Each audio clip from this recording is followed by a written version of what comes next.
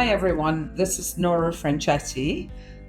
Today I'm sitting here in London, but over the last 40 years, I've lived in several different places around the world working for Crown. So when I first started working for Crown, I'd left my home in Scotland, in Edinburgh in Scotland, and decided that I wanted to go and experience some travel. And Hong Kong at that time was still governed by Britain, so it was easy for people to go and live in somewhere like Hong Kong where you didn't need any immigration or didn't have any challenges in that area. So I was able to go there. I had a friend who lived there.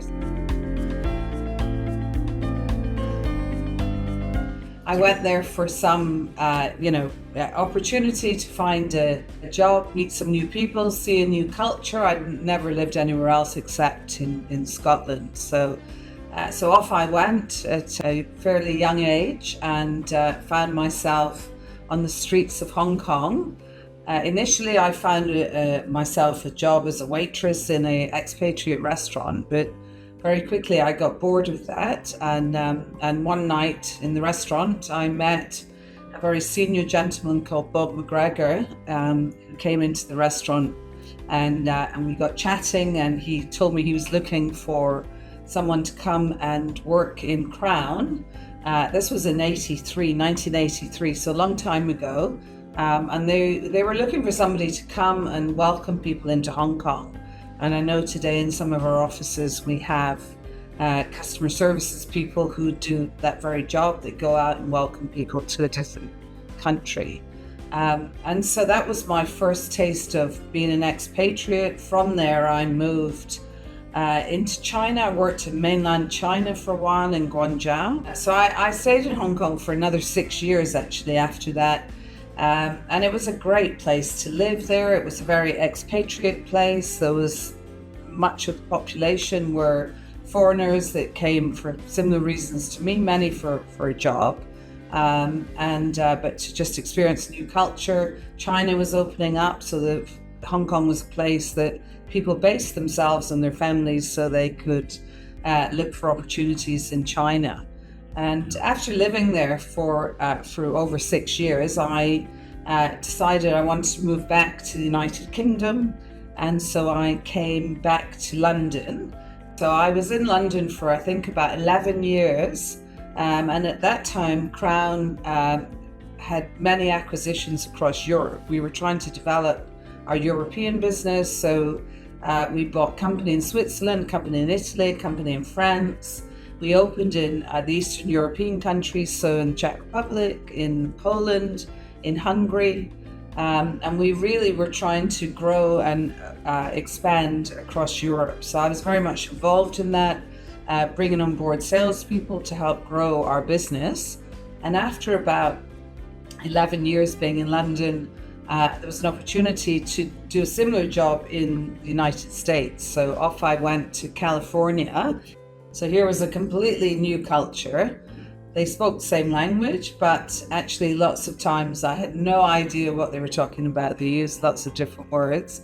And now being an expat for such a long time, sometimes I get mixed up on American English and British English. So even today I say words like, where's the gas station when I'm in England, and they look at me in a strange way. So I moved then over to the US. Unfortunately, I moved in 2001 in October, right after, of course, we know what happened in September, on September 11th.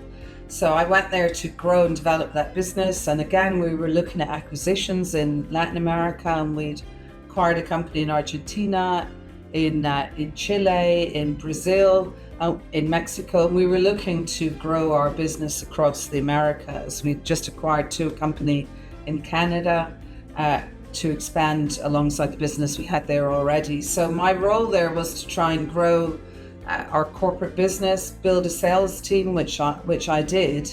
But it was quite a challenging time because North America being the biggest relocation market in the world, we're kind of all buckled down after September 11th, and companies weren't moving people didn't want to move and leave their families, so it was quite challenging at time there. Anyhow, I was there for 10 years, and loved it. Had a wonderful time. Lived in Southern California, so they say it's got the best climate in the world. Very beautiful place to live. When I was offered an opportunity to move to the Middle East, which was something I really wanted to do.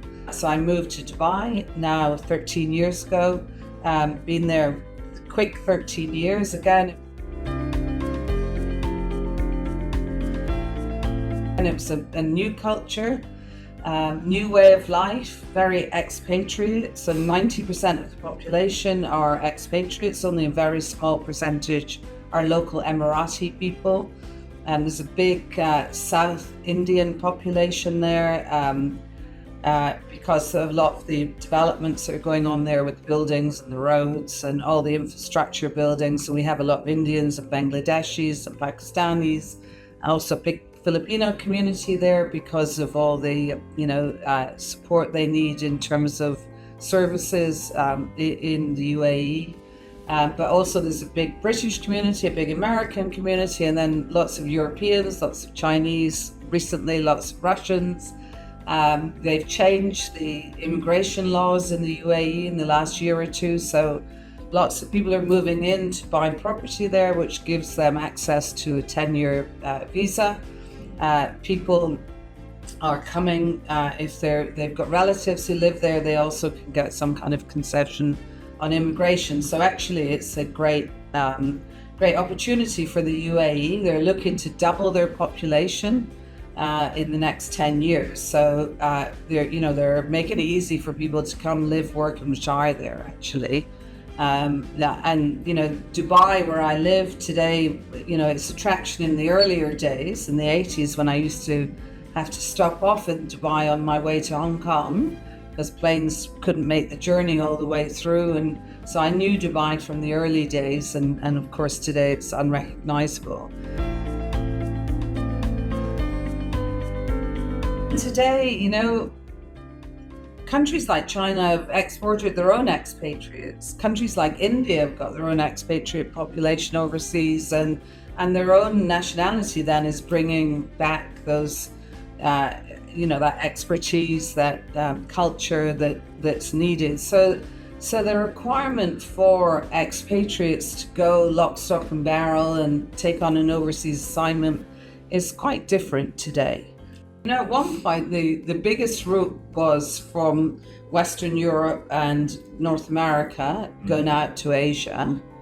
And now you see this huge movement into Asia. So, people are going to work that maybe they're Singaporean going to work in Hong Kong, or Hong Kong going to work in Vietnam or something like that. So there's a lot more movement. And the other thing we see today, of course, is people put their hand up for an overseas assignment. They're not going to get the packages they used to get. So in days gone by, they would get full container of household goods to move. They would get the school fees paid for their children. They would get golf debentures. They would get their housing paid, all their bills paid.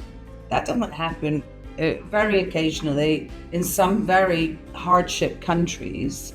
That would happen today for very senior people, but actually people are much more open to taking on an overseas assignment on local conditions just for the life experience.